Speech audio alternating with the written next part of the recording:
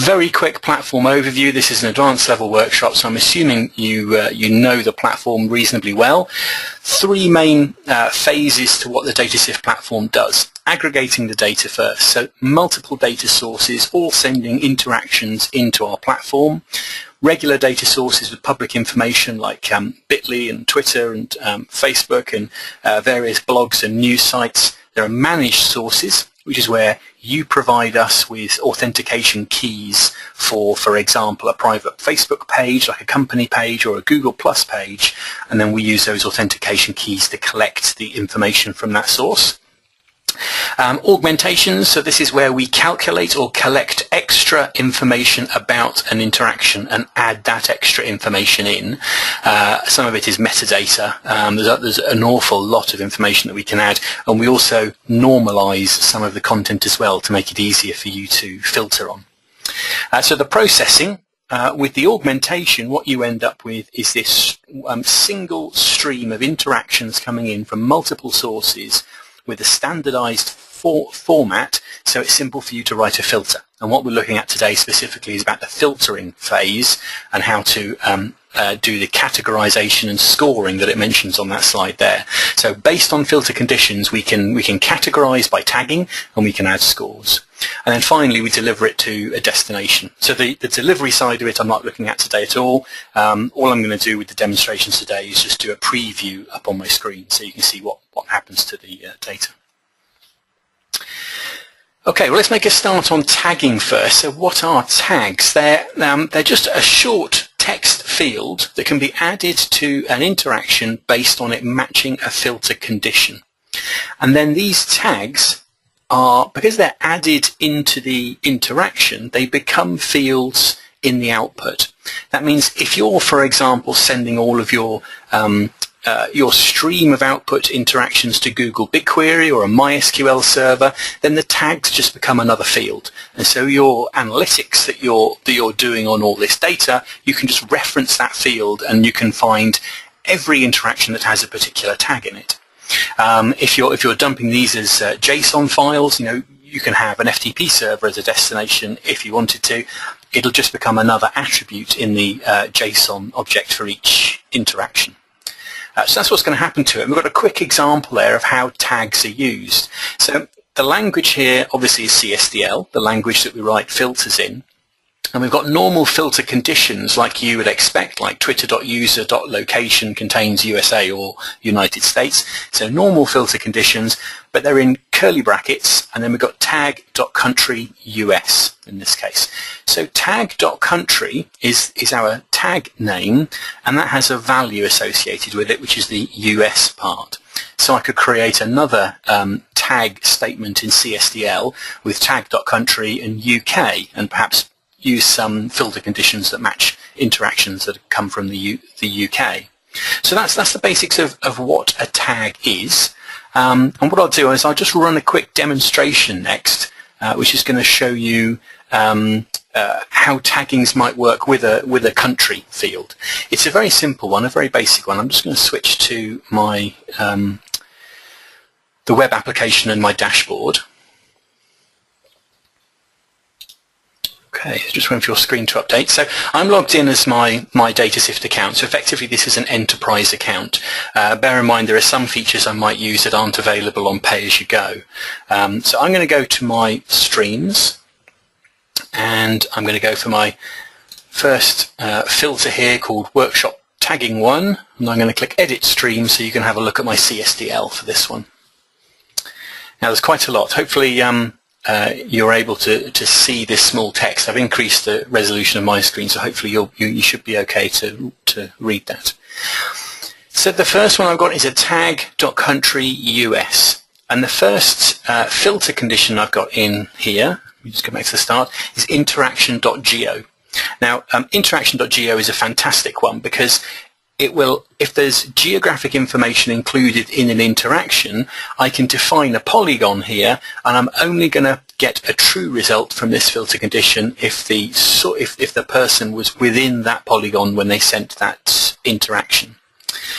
That's okay, but not every interaction has geo information in it. You get geo information from Bitly and you get it from Twitter and a whole bunch of other sources, but not all sources. And even in the case of a source that does have geo information like Twitter, the person may not have turned that on in their Twitter client.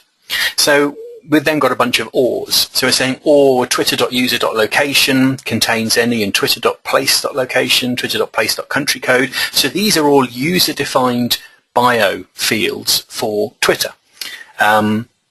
So we're using that to pick up country name, and we've also then going down to state names and city names. So we've got quite a number of different filters, and you could keep on adding more and more complexity there to make it better. And then the tag .country UK is the second one, where similar fields matching cities and town names in the UK, and then I just quickly added in an Asia one. That's only a very basic one. It just has country names in it. So this is, I just created this yesterday. It only took about an hour to create all these example files. So it's a very basic one. But then look at the bottom here. You won't have seen this before if you haven't used tags. We've got a return statement. So usually you would just have the filter conditions and nothing else. So this file would start with the interaction.type equals Twitter. Well, if you're using tags, you must use the return word, and then your filters go between curly brackets. So in this case, I want to see interactions that have come from Twitter, where I'm 90% sure the language is English, where the content contains the word iPhone, and then I've got another interaction.content there to get rid of all the, not all, but as much of the adult stuff as I can find. You get a lot of interactions for sex and porn sites. So that's my CSDL. They're the kind of interactions it's going to bring back, basically everything in English with iPhone in it, but you'll see it'll also add these tags in. So if I go up to the top of my screen here, I'm going to close the CSDL editor and click the live preview button, and then click play at the bottom, and we'll start seeing what interactions we get back. Here we go. Now, first thing you might notice is that these look exactly the same as normal. Now that's because not everything is going to be tagged. I'm just going to hit pause there. Not everything is going to be tagged. If it didn't match any of the filter conditions I had for US or UK or Asia, then we don't apply the tag. But if I come down here, so here we've got this Christina person, and notice we've got this new tag icon here. So this one is tagged as a UK, and then this one further towards the top we've got US. Let's just have a look at this one and see if we can guess why it's tagged as that. Notice in the interaction block, so the interaction is an augmentation of normalized data. In the interaction block, we've got a tag tree, country, and then a value for it. Okay, so because we could have lots of values in the tag we've called country, it's an array. So the 0 element of this array is US in this case. And if I go down to maybe the Twitter user fields, let's see why it might have picked this person up as UK. So we've got a time zone. That's one of the things I was looking for. So it could well have been the time zone that it picked up on. So I'm going to carry on running this because it's a very specific kind of problem I want to show you. I'm hoping we'll find an interaction that has that problem in it. Oh, there was one. Just seen it go past. You might have already guessed the problem we might find. One of the things I'm looking for are city and town names. So this one by Kenny here, notice the problem we've got. In our tag tree in country, it's actually matched both of them. So I'll just wait for your screen to update. There we go. So I've drilled down into interaction tag tree country. We've got US and UK there. That's very probably because this person has in one of their Twitter bio fields a town or city name, which is in the US and the UK. So we've got a bit of a problem. And that's what we're going to look at solving next. Okay, so that's the first example. I'll go back to the streams. What we might want to do to get over that problem is when we match a particular filter condition, rather than just saying, right, that's it, we've matched it, we'll tag it, we could apply a score. So in this example here, we've got tag.country.uk. So I've changed the way the tagging works now. Rather than the tag name being country and the value being UK, the tag name now is country.uk. And I'm going to add 5 score points on if we match the condition twitter.place.countrycode equals UK.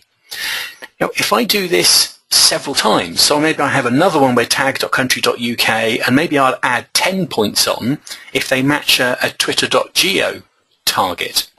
So you can see, depending on which conditions they match, they maybe get a higher or lower score. I can even put a negative number there. So maybe I've already added 5, but a little bit later they match another condition, which maybe reduces it by 1. So we can have hundreds of conditions, even thousands of conditions, each condition adding or taking away a value from that tag's score. This opens it up to machine learning too. If you have a way of looking at a whole bunch of interactions and identifying them as being different types, machine learning can then be used to identify which values in which targets were different in order to make a human think that they were of different types. And then you can use machine learning to build the scoring rules. So let me show you an example of how scoring works. So this is the tagging 2 stream I want to use for this one. Let me get my browser back up. Okay, I'll go to Edit Stream so you can see my CSDL. So what I've done here is I've broken out all the conditions I'm using to match this as either being US or UK or Asia, and I've assigned a value. So if I match the interaction.geo, then that's it. I'm absolutely sure that that person is in one particular place. You couldn't possibly be in the UK and US if I've matched a twitter.geo. So I'm going to add 10 points on. If user location or user.place.country is US, USA, United States, I'll add 5 points on. But then when it comes down to state names and maybe to town names, city names, it's ambiguous. There's a Manchester in the US and the UK as well. So it's a bit tricky. So I'm only going to add 2 points on if I make a match there. And the time zone, I'm only going to add 1 point on because you could be in South America or North America, and I might be trying to just match North America. And for the UK, I've done the same thing. So you can see you can apply a value depending which filter condition gets matched. So if I close that and I do a preview, we could still have the same issue where an interaction is tagged as UK and US at the same time, but we'll get a score. So then whatever analysis program you're using, you could get it to, if you have an example where a field has UK and US in it, you could then look at the scores to find out which one is it most likely to be. Okay, let me go down here. I've seen a couple of good examples going past. Here's a great one.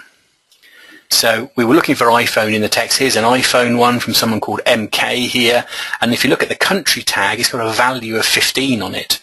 So I'm guessing we've matched a geo and possibly a country name too. So there's our tag tree. US has a value of 15 in it. And I can already see here we've got geo information for this person. So we know exactly where this person was. 15 is a very high score to get.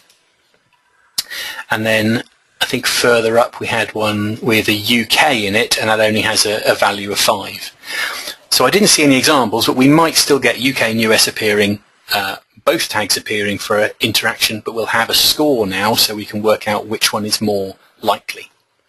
Okay, so that's the advantage of using scores. Okay, so tag namespaces we'll take a look at next then. So tag namespaces allow you to have a hierarchy of tags. That's all really. It just makes it simpler. If you're going to have a lot of tagging, it makes it simpler for you to order your tags. Just one gotcha to remember with this one. You can assign a value to a tag at a leaf node, but not at a branch node. So I could have a value on tag.device.name, but I couldn't assign a value to tag.device. Okay, that's just a container to have the leaf nodes in. So we can have this hierarchical structure to match whatever information structure it is that you want to tag. Now I can give you an example of that one. We've got a superheroes example with comic tags. So let me find my comic tags example.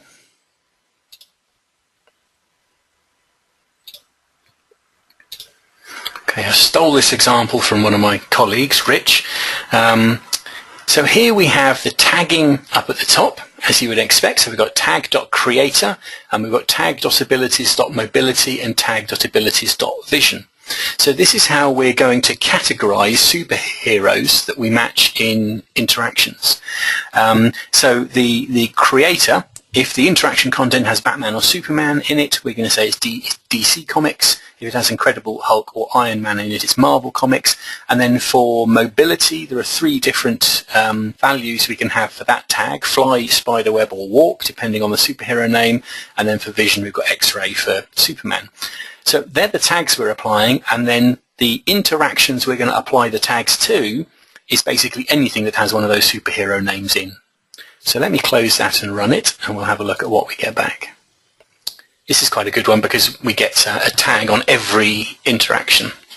There we go. Oh, there's some good ones there. Let me pause that already. We've had a few. So we've got someone here. I don't recognize the language code. It's MS. But you can see the tags. We've got DC Comics. And in mobility, we've got fly and spiderweb. That's a good example. Let me drill down into the tag tree here. So there's one element in the tag for vision, but we've got 2 elements in the array for mobility. So we've got element 0, element 1, we've got fly and spiderweb there. So that's an excellent example of how this hierarchic tagging works, or namespace tagging as it gets called.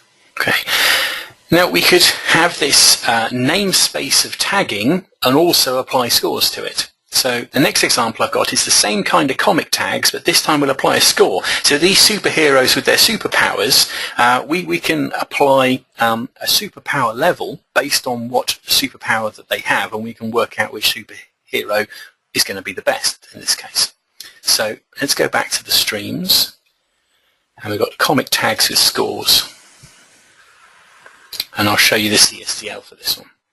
Okay, so the top part of it is exactly the same. We're still doing the namespace tagging, but then we've added in a bunch of lines further down, which is where we're using a different part of the namespace. So we're using tag.abilities.powers in this case, and with this one we're applying a score.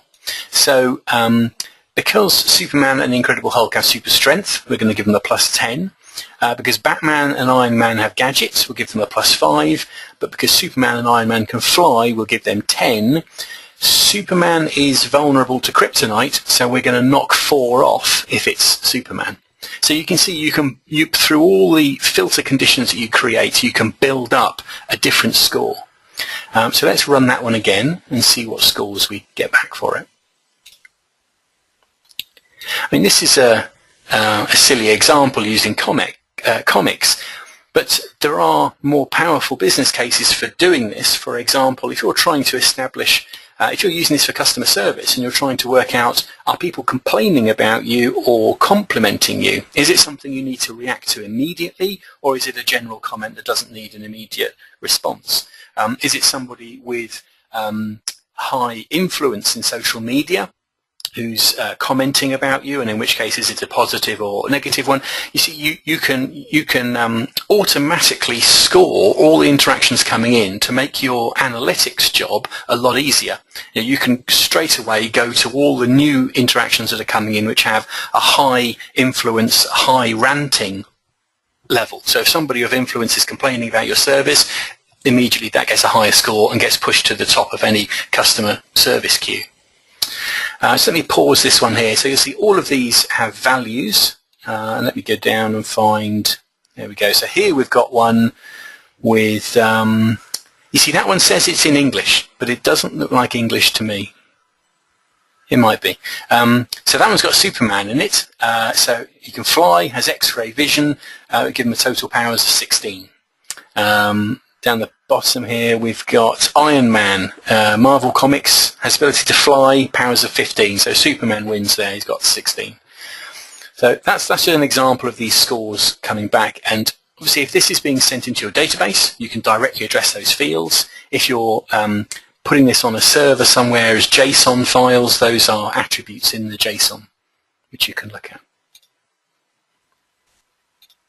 Okay. Next one is cascading tags. So some of these tags are quite complicated. If I were to carry on working on my filter conditions there that were identifying UK and US, and make them better and better and better, which might take quite a few hours work, I might then want to apply that tagging to lots of other filters that I'm running for lots of other jobs. So what we can do is we can define these tagging filter conditions in one place and reuse them in other filters. So if I go for the geographies one, let's take a look at that. Go back to my dashboard. So tags geographies, here we are. Now this one looks very different, doesn't it? If you look at this stream summary page, the filter summary page, usually you'd have buttons here to consume via the API, or to make a recording task or a historics task. You've got none of those buttons here. The only option you have is this share CSDL. That's because there's no return statement. If I go to the CSDL itself, we've got exactly the same tag for US and UK and Asia that we had before, but down the bottom of my editor here, nothing else. There's no return statement there, so we're not attempting to actually, or we're not defining which interactions to apply these to. So because there's no return statement in there, if I close this, there are no buttons here to consume it. So how are we going to use it? Well, if you look at this section here, this is where it's saying tags from this stream may be used in another stream by using the CSDL set out below. So this tags statement here, I can take that, I could copy that, I could go back to my streams, I could find a simple one like my Starbucks filter here, go to edit stream, and I could paste that in, put this into a return block now. There we go. So now any other filter I happen to have, I can quickly apply those tags. So now I'm going to get the US and UK tags applied to anything that has the word Starbucks in it. Let me give that a try. I'll do a preview.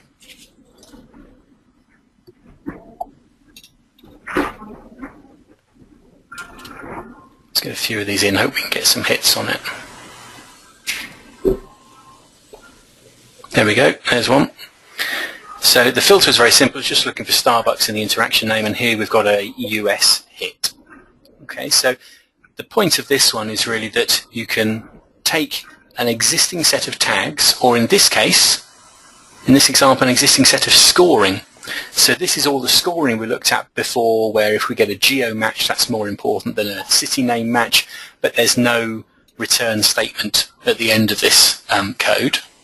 And I can, if I go back to the summary page, anywhere I like, I can just include this tags line in a new filter that I create, and that'll immediately add those geography scores in. Okay,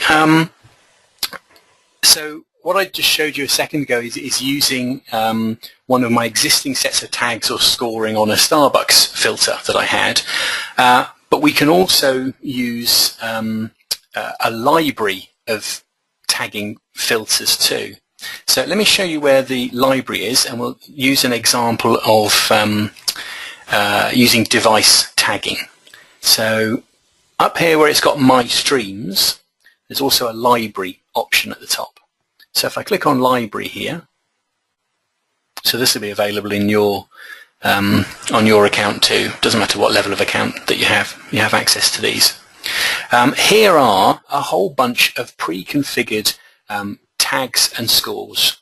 So one of them over here is called device used. So I'm going to click on this device used one, and it gives me information about this. So here we have, if I expand this, there we go. So here is a set of tags that Byte Mobile have pre-configured, have written for you to be able to identify the type of device that an interaction was sent from. So we've got the device name, we've got the operating system, the format, and the manufacturer. So if I've already got a filter which is doing whatever I want it to do, and I decide I wanted to add device information I can just pick up this stream hash here. So if I copy that, if I go back to my streams and my Starbucks one, and I edit my Starbucks filter, I'm going to change the No, it didn't pick it up. I didn't think it did. Let me go to the library. I've got another tab open now. Go to device use. I just want to pick up the stream hash. So I'm going to just copy this tags line from the bottom of the page. And I can go back to my stream and paste that in. Here we go. So now I've put the hash in for that library that'll give us device type tags, pasted it into my Starbucks filter, save and close that one, hit the preview button and hit play. And let's see what we get. This device one is pretty good. Yeah, almost every interaction gets a hit. There we go. So you can probably see them scrolling along my screen there. So we've got someone, the top example from Arabella here, saying Starbucks makes me happy, is using an iPhone, which is an iOS operating system, which is a mobile from Apple. So let's go down and find a different one. Obviously there are a lot of iPhones about. That's an iPhone. Here we go. So we've got someone using an Android for doing that one, and then this one in the middle, this Avon Lady 86, is from a desktop. Okay, so it's really simple to include a library tagging structure into an existing filter. The next one I was going to show you from the library is job advertisements. Okay, now you get a lot of people advertising jobs on Twitter and other social media sources too. So this one is using various hashtags. It's also using the URLs that are in links. It's using screen names. It's using usernames to assign scores. So this one isn't doing any tagging. This is just applying scores. So with these hashtags, we're adding one point on, and let's look at some of these other ones here. So for having a link, we're adding 1 point on. In fact, and then we've got some tagging at the bottom. So yeah, all of these add 1 point if they make one match, and at the bottom, it's telling us where the advert was found. So does it think it's an advert because of a hashtag or because of the user or the domain which is referenced in it? Okay, so again, come down to the bottom here. I'm just going to copy their example here. In fact, I'm going to copy their whole example because I can use that. So I'm just going to copy the example there, go back up to my streams. I'm going to create myself a new stream. I'm going to call it Jobs. CSDL code editor. I'm going to paste that in, and I'm just going to add in another couple of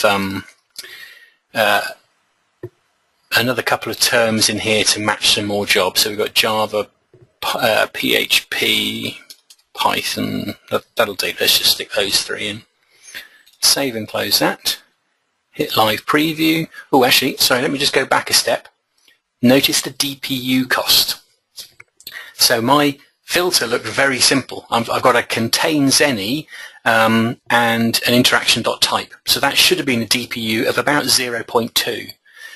But this DPU is 7.1 because I'm including all the extra scoring filtering logic as well. So do watch out. Just by putting one tags line in, you might think that'll have a minimal impact, but it actually might have a big impact on your DPU cost.